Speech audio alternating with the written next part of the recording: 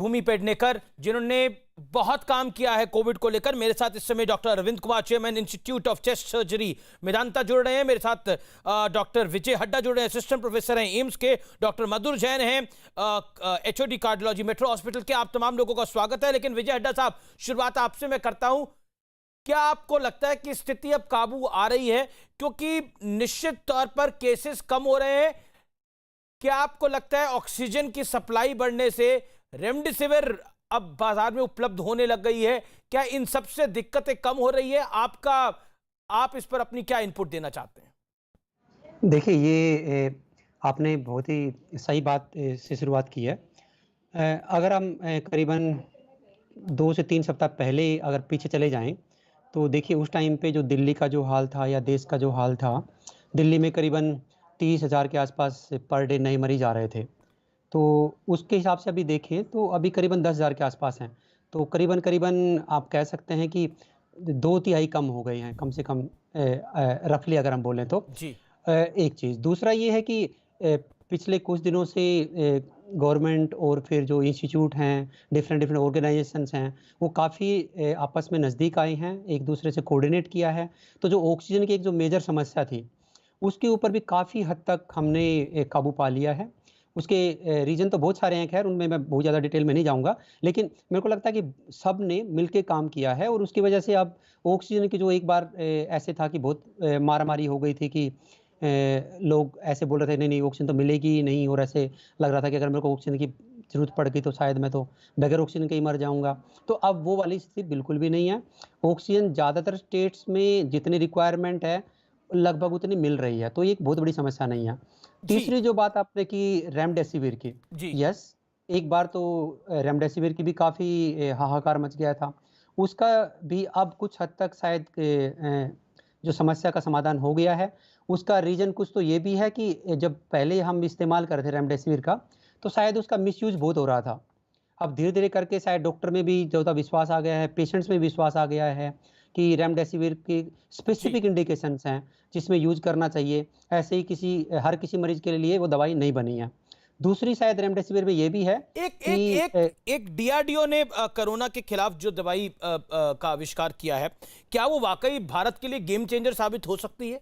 क्योंकि जिस तकनीक को हम अमेरिका से लाने की कोशिश करते हैं, कल मेरी डॉक्टर नरेश त्रेन से बात हो रही थी, वो करीब करीब 50,000 रुपए की पड़ेगी, यानी वो एक्सपेंसिव होगी। लेकिन डीआरडीओ की ये दवाई जो है वो सस्ती होगी सामान्य लोगों के लिए, क्योंकि थर्ड वेव भी आने वाली है जिसकी तैयारियां सरकारों ने शुरू कर दी है।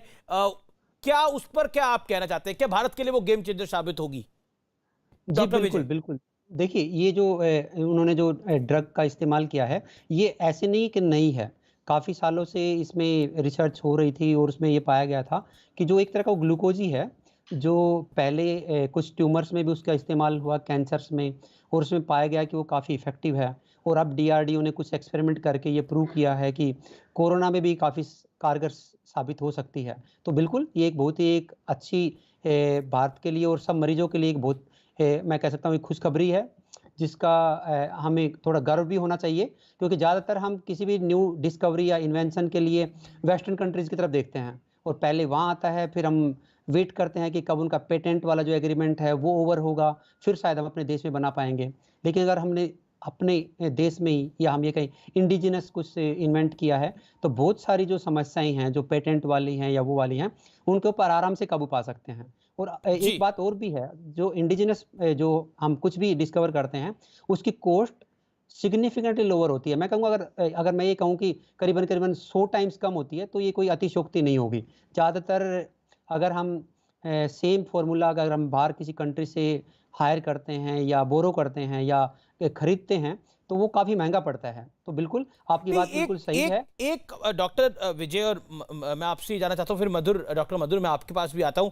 एक बच्चों पे भी ये वायरस असर कर रहा है, तीसरी वेव बच्चों के लिए खतरनाक होगी, और अब वैक्सीन का ट्रायल बच्चों पे शुरू हो गया है। उस विषय पर आप क्या कहना चाहते हैं? क्योंकि बच्चों को लेकर एक चिंता ये रहती है कि मेडिसिन वो खा नहीं पाते, तो फिर उनको बीमारी से निजात कैसे मिलेगा? ये बहुत बड़ी समस्या रहती है। देखिए, 12 साल से नीचे के बच्चे, 13 साल से नीचे के बच्चे मेडिसिन नहीं खा पाते, जी, दवाई नहीं खा देखिए पाते, जी बिल्कुल, ये भी आपने टैबलेट एक वो बहुत नहीं खा ही पाते जो गोली होती है। जी। जी, ये भी आपने एक बहुत ही इम्पोर्टेंट जो पॉइंट है हाइलाइट किया है। इस वाली पैंडेमिक में ये डॉक्टर्स ने देखा है कि थोड़ा-सा जो पेशेंट प्रोफाइल का चेंज हो गया है। पिछले वाले जो वेव थी उसमें हम देख रहे थे कि जो एल्डरली पॉपुलेशन है वो ज़्यादा सीवियर इलनेस के साथ आ रहे थे, डेथ भी उसमें ज़्यादा हो रहे थे। लेकिन अगर अब का जो डाटा अगर हम ध्यान से देखते हैं, तो बहुत ज़्यादा जिनकी जो मौतें हुई हैं मरीज़ों की, वो यंग पॉपुलेशन है।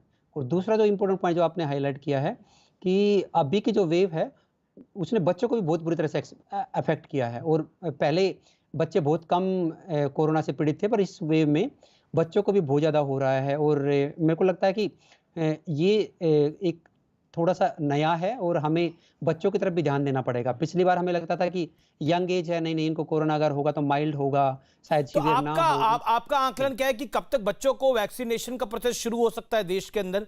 क्योंकि वैक्सीनेशन में भी हमने देखा है कि जो कोविशील्ड लेते हैं या फिर कोवैक्सीन भी लेते हैं, उनको कई बार फीवर आ जाता है, उनको थोड़ी बॉडी में थकावट देखने को मिलती है।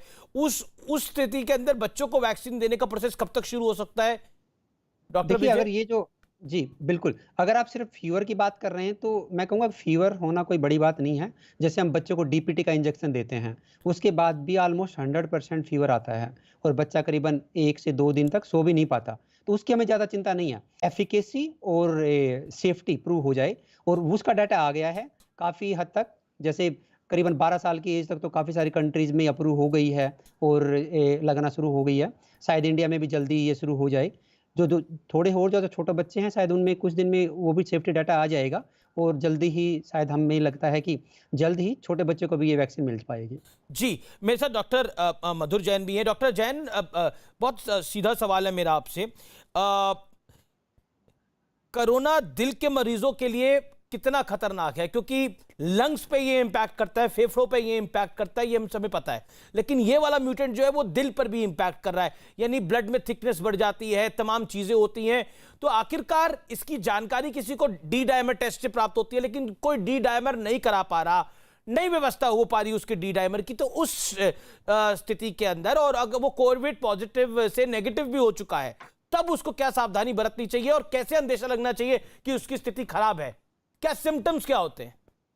अगर किसी मरीज उसका पहला डी डायमर ठीक आया हुआ है। बड़ी हुई महसूस होती है, सही होने के बाद मान लीजिए कि वो से रिकवर हो चुका है, चेस्ट में पेन हो रहा है या उसके दिल की धड़कन उसको बढ़ी हुई महसूस होती है या palpitation, he or she should contact